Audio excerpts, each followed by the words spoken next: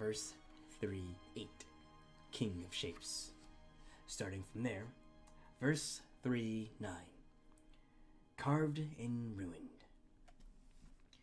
Oryx made war on the Ecumene for 100 years. At the end of those 100 years, he killed the Ecumene Council on the Fractal Wreath, and from their blood rose Zivu-Arath, saying, "I am war, and you have conjured me back with war." Oryx was glad, for he loved Zivu-Arath. The Ecumene wailed in grief. Then Oryx and Zivu-Arath made war on the Ecumene for 40 years. At the end of those 40 years, Oryx said to the Dakua nest, "Listen, I am jealous of my sibling, Zivu-Arath. Help me kill her." And in desperation, they agreed. But he drove the Dakua nest into a trap, and they were made extinct. From their ashes rose cunning Savathun, saying, "I am trickery, and you have conjured me back with trickery." Oryx was glad, for he loved Savathun. The Ecumene failed into the void. They made war on the Ecumene for 1,000 years, and exterminated them so wholly that nowhere except in the books are they remembered. This book, in the mind of Teox, who was not found. Of course, Teox being the one who overthrown their father, the king, and took over. And they've been seeking for revenge all this time.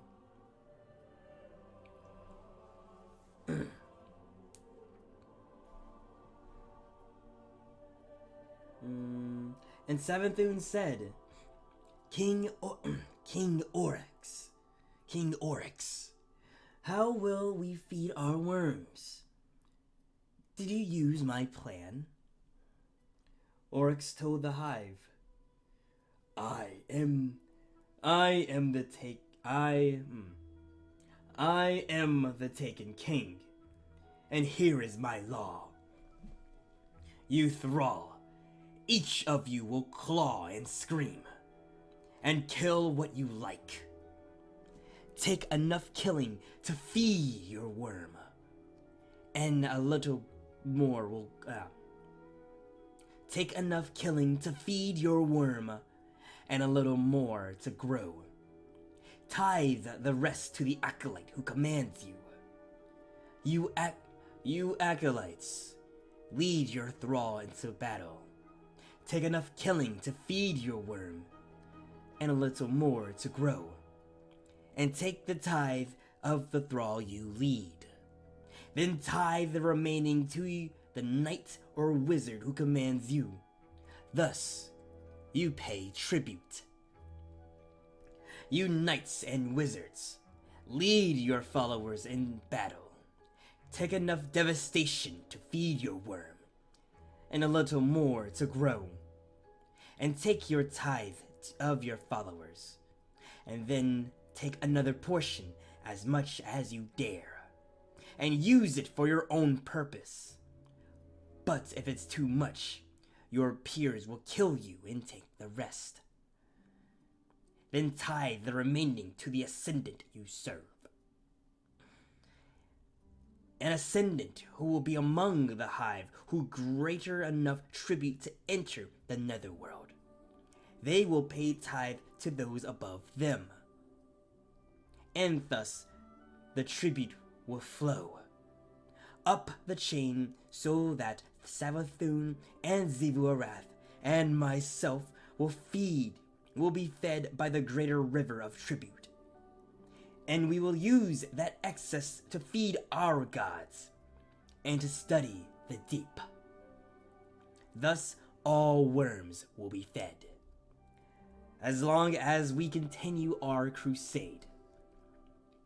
This is my law. I carve this in ruin. Ayat. Wrath. Behold the wrath of Oryx. Coiled for 10,000 years. Behold the golden amputation. The fall of the Tai's breath. Tahizi?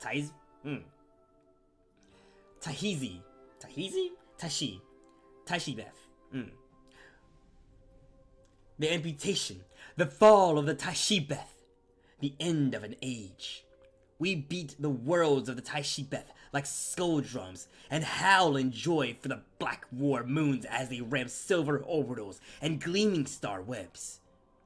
Where infant Tashibethri sun rays curl and die unborn. In his throne world, Oryx paces 10 times. On the first pace, Kragor sends the accursed blight of the Tashi-Bethi worlds. On the second pace, the Tai unleash their battle plates and arsenal ships to fight our moons. On the third pace, Oryx's war priest meets them in battle, and he is victorious. He paints the void with fire. He salts the earth with ash. On the fourth pace, Mingor and Kragadung.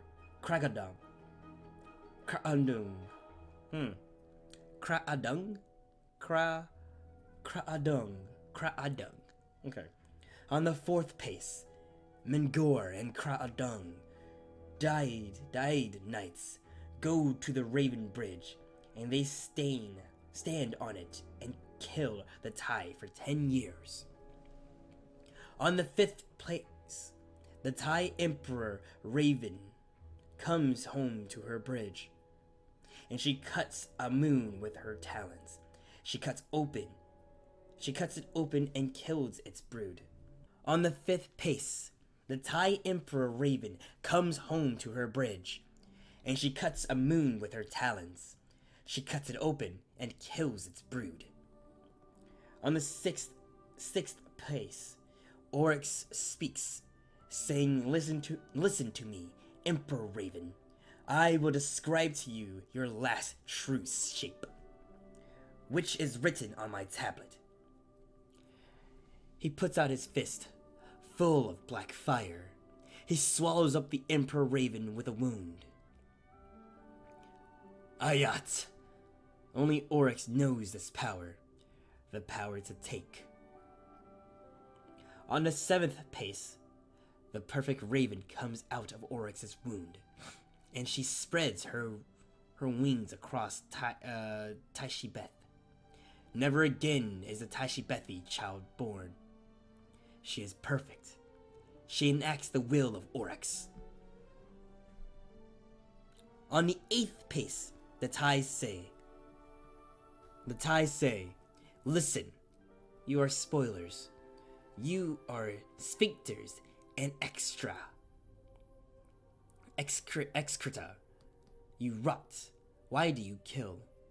We made silver orbital and golden star webs. We hatched eggs. We had a good thing. Our clothes were nice. Our food was famous. With one of her feathers, our emperor could have tickled. Dang it. With one of her feathers, our emperor could have tickled the gods. On the ninth pace, Oryx says, This is the only God. This ability to dictate what will and will not exist. This power to go on existing. This is your God. It is never ticklish. On the 10th place, the Tashi-Bethi are extinct. Then Oryx says, Listen, my siblings. Do you know what we have done? We have conquered our way to the edge of the deep. It whispers to me when I call to it, and it guides my flight. It says that we are at its threshold, and that I should come inside. I will go and speak to it. Verse 4. A golden amputation. Verse 4:1. A battle made waves. Oryx went down into his throne world. He spent out into the abyss, and with each step he read one of his tablets, so that they became like stones beneath his feet. He went out and created an altar, and he prepared an unborn ogre. He called to the deep, saying, I can see you in the sky. You are the waves which are battles, and the battles are the waves. Come to this vessel I have prepared for you. And it arrived, the deep itself. Excuse me. Oryx, my king, my friend. Sorry. Verse 4:2. Majestic, majestic. Oryx, my king, my friend. Kick back, relax, shrug off that armor, set down that blade. Roll your burdened shoulders and let down your guard. This is a place of life, a place of peace. Out in the world, we ask a simple, true question. A question like, can I kill you? Can I rip your world apart? Tell me the truth, for if I don't ask, someone will ask it of me. And they call us evil. Evil! Evil means socially maladaptive. We are adaptiveness itself. Oryx, how do we explain it to them? The world is not built on the laws they love, not on friendship, but on mutual interest, not on peace, but on victory by any means. The universe is run by extinction, by gamma ray burst burning up 1,000 garden worlds, by howling singularities eating up infant suns. And if life is to live, if anything is to survive the end of all things, it will live not by the smile, but by the sword. Not in a soft place in a hard hell. Not in the rotting bag of artificial paradise, but in a cold, hard, self-verifying truth of that one ultimate arbiter. The only judge. The only power that is its own metric and its own source.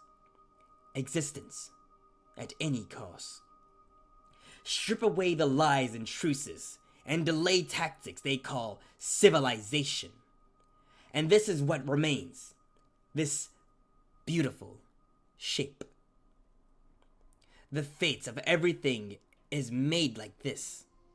In the collision, the test of one praxis against another. This is how the world changes. Only one way meets a second way. And they discharge their weapons. They exchange words and markets. They contest, and in doing so, they petition each other for the right to go on being something, instead of nothing. This is the universe figuring out what should be in the end. And it is majestic. Majestic. It is the only thing it is the only thing that can be true in of itself. And it is what I am.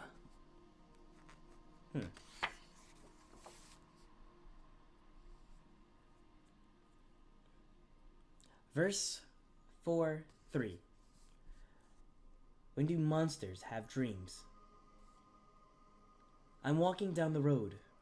I'm going to the Ori to talk to my dad. And I hear this noise, so I look back. And my sisters are behind me. They're ripening up the road. They've got these huge swords, execution swords, and they're levering the stones out of the road. The stones are covered in writing. I think they're tablets. And there's dirt underneath full of worms. I need to get to the orrery before they can catch up to me. So I start running a bit right away. I start running, but right away someone trips me. It's my dad. He's got his foot out and he grabs me by the horns and just slams me down on my face. I'm in so much pain, I nearly throw up a worm. "Why weren't you ready for this?" Dad says. He's wearing glare goggles, those shiny goggles that he'd use to save his visions during lightning storms or sea fire. All three of his eyes reflect me. "Didn't you know they'd be jealous? Because they couldn't come to the orrery to talk to me? Didn't you know they'd just move against you?" I start wailing like I'm 2 days old again and say, "Dad, I thought you were my friend. I'm supposed to be safe here." But he just puts out his fist, and I realize he's laughing at me for believing him. Why did I think I'd be safe? In this fist, I got a black sun, and he holds me by my throat and goes to the tip of the black sun inside of me. I can see my jaws in his goggles. Three reflections of my jaw with so many teeth. So I start eating my dad. I bite huge pieces out of him and claw him up. I eat his legs. And I eat his arms. And I eat his goggles and his eyes. And he says, "Good, good. This is majestic and true." But my sisters are tearing up. But my sisters are still tearing up the road, so I don't know how to get back.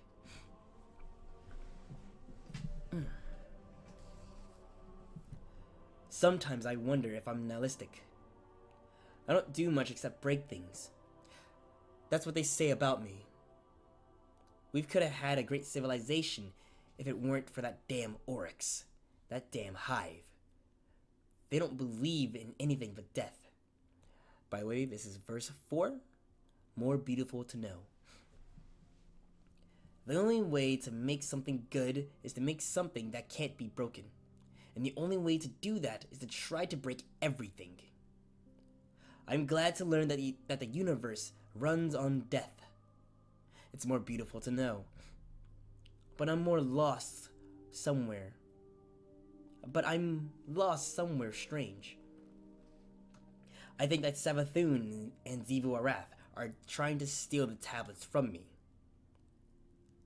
They must have cut off my tribute while I was away communing with the deep. I love them so dearly. No one else is clever or strong enough to try to break me. No one else can give me this gift.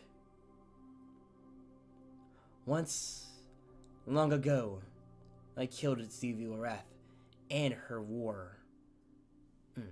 Once, long ago, I killed Xivu Arath on her war moon, and she blew up the whole moon to kill with me, her.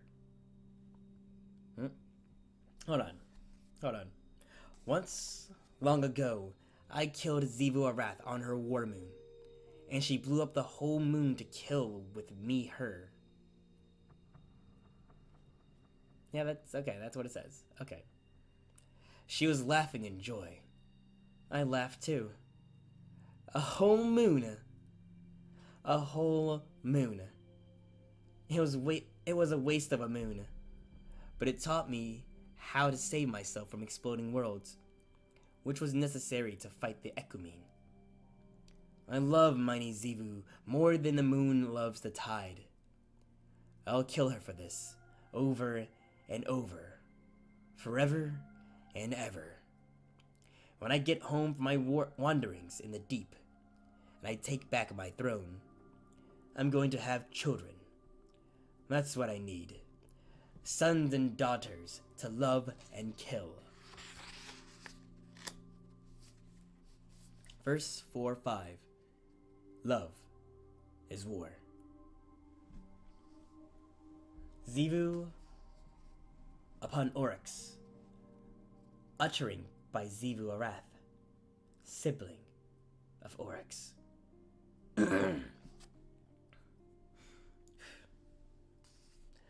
Betrayal. We are marooned. We have marooned Oryx within the deep. This is our obligation as lords of the Hive, to make war upon each other, to eradicate weakness and make ourselves sharp. Obligations. Once, I permitted Oryx to kill me so that he could gain the sword logic and overcome Akka, our god. This left me trapped deep in my throne. But Oryx, my brother, made war upon the Ecumene, and the war he described me. For I am war. Thus I was resurrected. Resurrection. Savathun and I conspired to strand Oryx on his expedition. But I secretly believe that I will be stronger than with Oryx to war against. Thus I describe him. A description of Oryx. When Oryx looks upon you, you feel that you may vanish if he looks away. The crest of Oryx's skull is as long as an arm.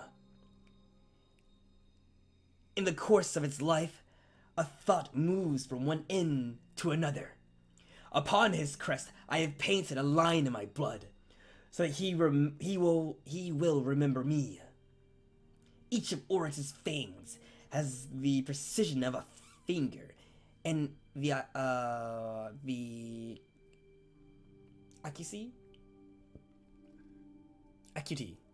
accuracy of an eye. I think that's acuity. Hold on, word search. Each of Oryx's fangs has the precision of a finger, and the acuity of an eye.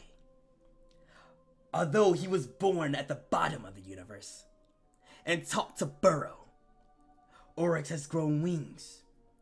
The lights of wildfire shines through them.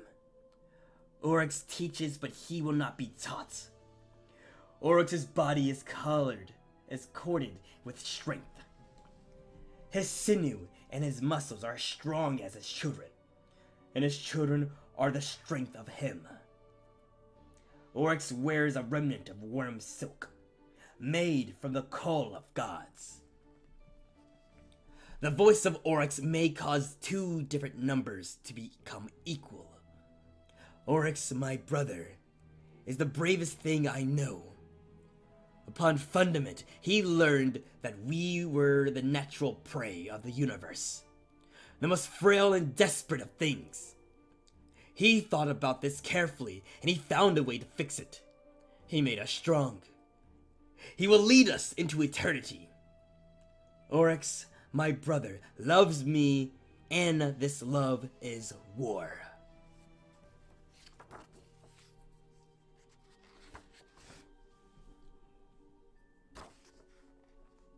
Verse 4-6. Eater of Hope.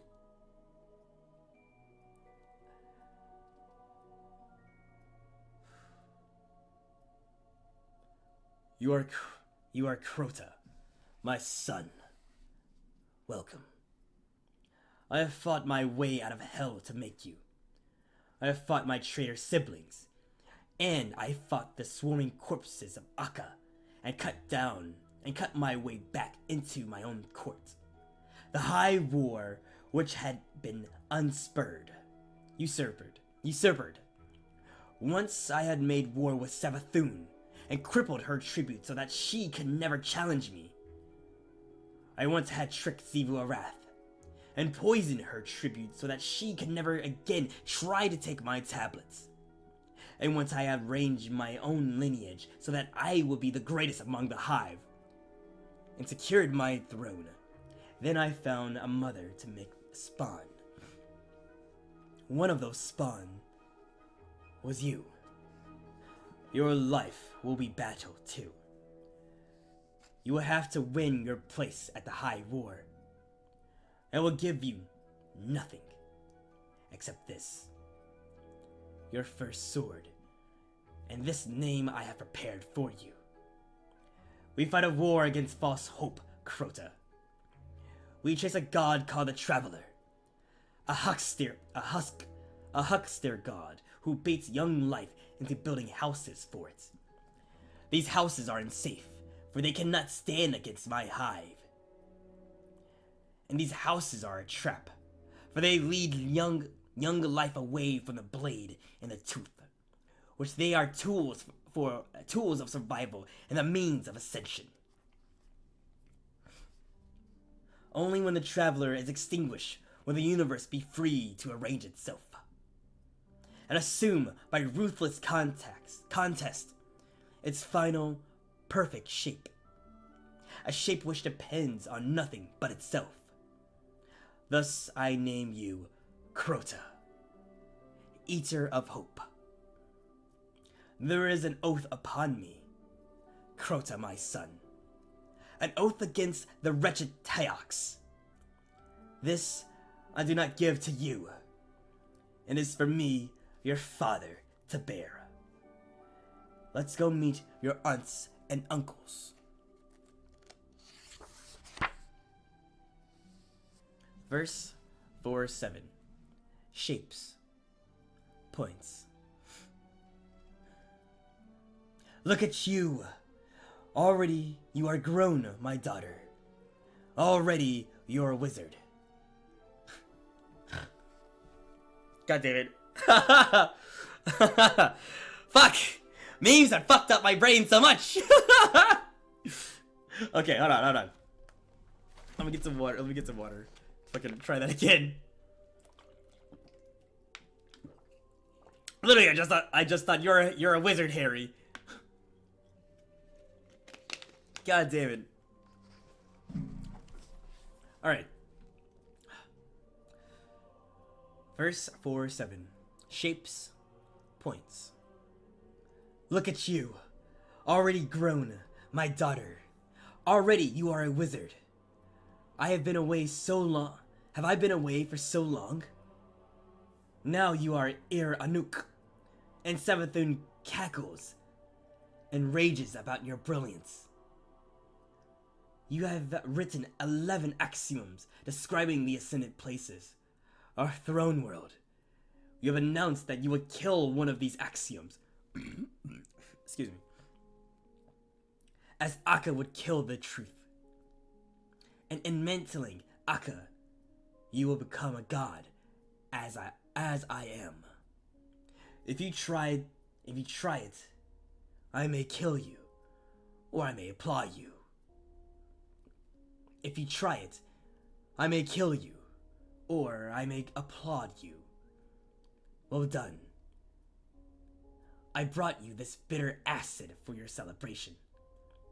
And you, Halak, you are a wizard too, as this is the way of twins.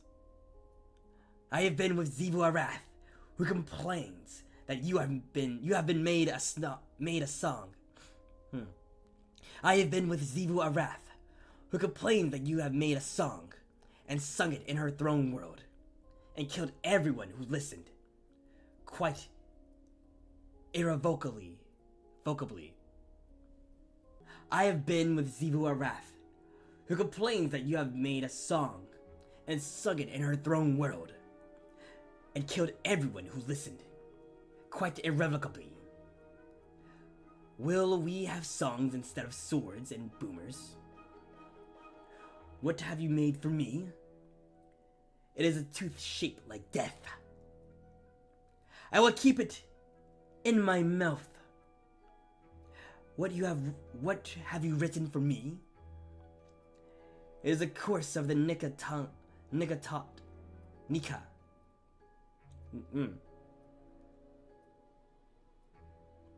It is a course of the Nekathot ships. I will track it down. I made you by cutting one larvae in half. It will not die. Each half grew into one of you. My sword is named Will Breaker, but it never broke you. Verse 4:8. The Petition of Death. One day, Oryx decided to grow new wings. While he wrestled with his worm, he came upon his twin daughters dying in a wound placed between. Dying in a wound between places. What are you doing? What are you doing? What are you doing, my daughters? He asked. He was afraid that Halak and Anuk was trying to go into the deep, where only the tablets of ruin allowed Oryx to go. We're dying, father. We're dying, father, they said, as many times as we can manage. That's adorably precious. Oryx shook his new wings. But why? We propose a method by which ascended souls can be detached and integrated into a tutoriological and autonomous Thana atmosphere, which we tentatively termed an oversoul. Oversouls can be stored in the throne world as a mechanism of enhanced death resilience. As a side effect, new refinements to our death song may be achieved, moving us closer to a generally effective paracausal death impulse. Ah, interesting. Oryx brandished his sword. Speak the royal tongue, or I'll pin you up to the to eat. Pin you up for to eat. If we can separate our deaths from ourselves and hide them, we will be hard to kill.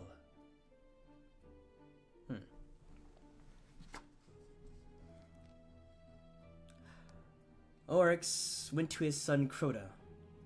Go keep an eye on your sisters, he said. We can learn cunning from them. But while Oryx traveled to observe the deep destroy the ancient fortress world, Crota conspired with his sisters to learn their secrets. I too will experiment with a wound, he said.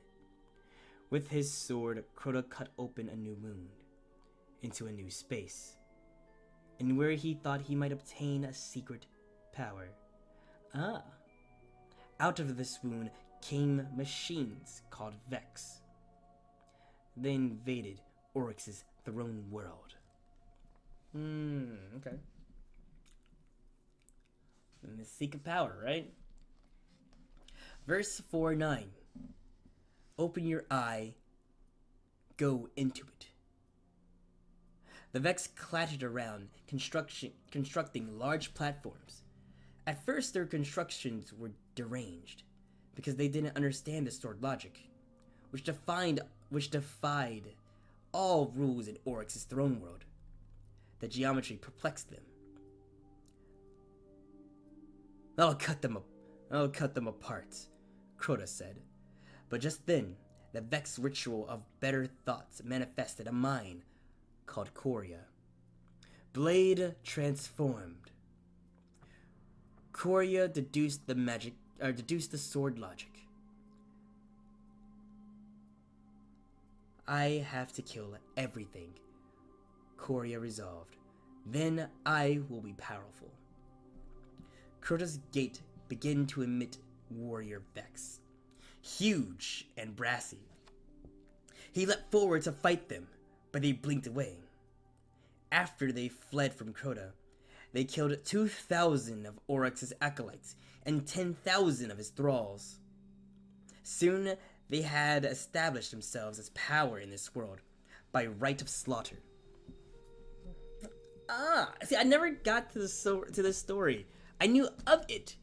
I knew the outline of it, but I never knew the exact details. This is cool. Come forth, sister wizards. Called Halak. We need you. Anuk pulled a sword star out of the sky. Together, the wizards charged it with killing power and made an annihilation totem, which they used to smash the Vex. Close the wound, brother Crota, Anuk ordered. We will find a cunning way to destroy them. We will find a cunning way to destroy them. But only after they stop constructing problems on us. But Korea had instanced itself to the other side of the gate and built a holdfast to keep the way open. Korea's objective was to exploit the paracausal physics of Oryx's throne to become divine. It organized a series of test invasions. For 100 years of local time, the siblings fought the Vex. For 100 years of local time, the siblings fought the Vex. When the Vex came into the Sword World, they were inevitably annihilated. But when the Hive went into the Vex world, they lost too much of their power to win. Father's going to eat our souls, Halak sighed. Korea captured some worm larvae and they began this experiment. Korea captured some of the... Focus. Korea captured some worm larvae and began experimenting with them. Soon, Korea, blade transformed, manifest religious tactics.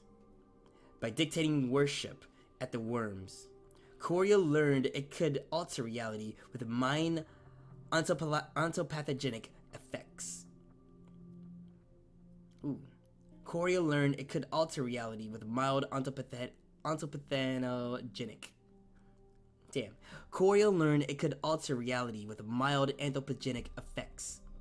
Being an effective machine, Korea manufactured a priesthood in order all its subminds to believe in worship. Then it set out abducting and killing dangerous organisms so that it could bootstrap itself to a hive godhood. For some Vex reason, Korea never attempted to introduce worm larvae into the mind fluid. Savathun was laughing because she had tricked Crota into cutting that place. This drew the attention of the worm, our god. Oryx, called set your house in order!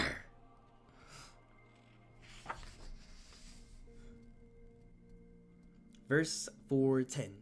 An emperor for all outcomes. Oryx rushed home to read from the tablets of ruin. He put some of the Vex into wounds to be taken by the power of the deep. Thus he turned the Vex against each other. Korea manifested a range of tactics, but none of them were adaptive. Oryx crushed all Vex in his throne. Oryx thought that he could study geometry like the Vex, but it was a map of perfect shapes. But first he had to punish imperfection. My son, he said, this is your punishment. Come home glorious, or die forgotten. He picked up Crota by the legs and threw him into the Vexgate network. Crota battled throughout history, becoming a legendary demon. In his early centuries, he often spared a few victims to hear oaths and protest against his father. Later, he came to understand Oryx, and he made temples and monuments wherever he went.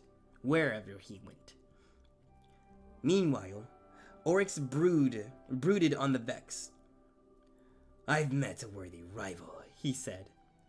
They want an exit forever, just as I do. But I don't understand them. At this, his worm began to chew on him, for he was bound to understand. He called Savathun to meet in the material world.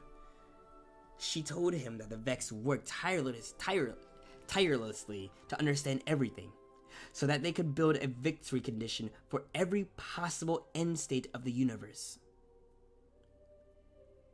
Then there must be a better king, Oryx said. If they want to build an emperor for all outcomes, then I will be the king for only one. I will follow the deep wherever it goes and document its power. Let us create a catalog of the grave of worlds, which will be our map to victory. Oryx knew that all life could be described as singular automata, except for the life which understood the deep or the sky, and thus escaped causality. Out of love for her brother, which was the same as the desire to kill him, Savathun leaked a secret to Xivu Arath. Listen, Xivu. Oryx's throne world has been compromised. You can cut your way in there from here. Xivu Arath used this to plan an ambush.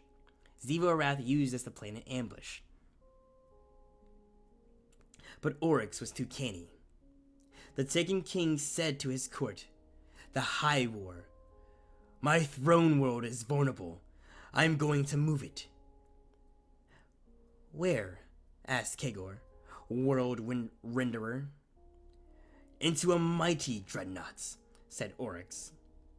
"I should keep my glorious mind cosmos inside a titanic warship."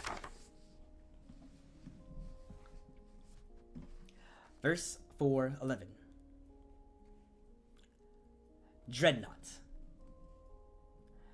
To make his ship, Oryx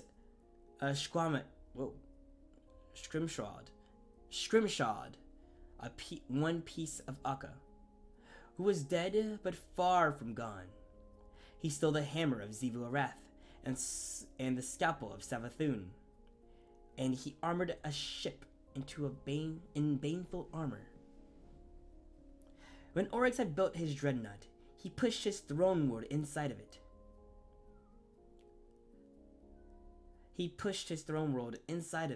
Inside out, so that it bled into the material.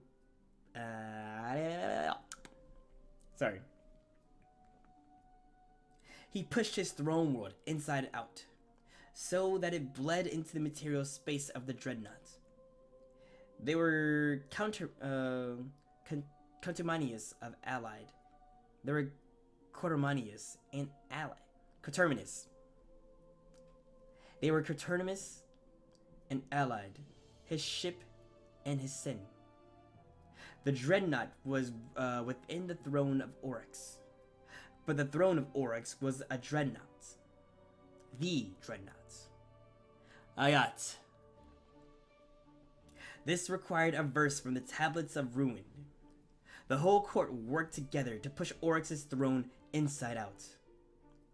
This was a day of joyous violence, and all of Oryx's brood marked this holiday as Aversion Day, which is celebrated by turning things inside out. Saith Oryx.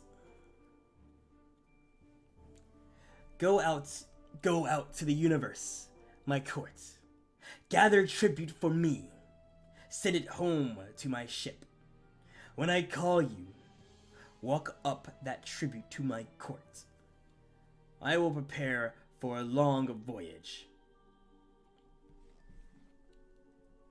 I am Savathun, insidious. Into the war. I graffiti this notice for you. Into the deep. These books are full of lies.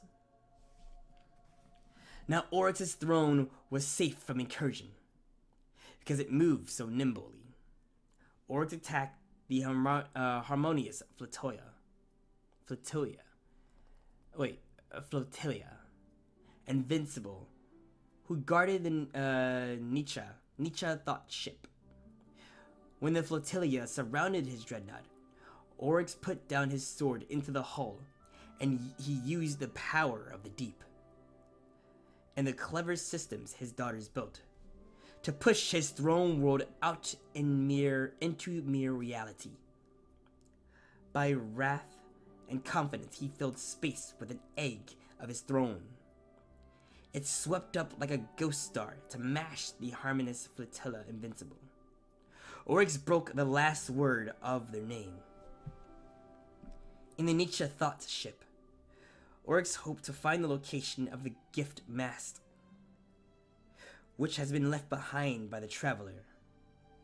Oryx wanted to eat it. But the thought ship was a trap. Upon it was Coria, blade transform.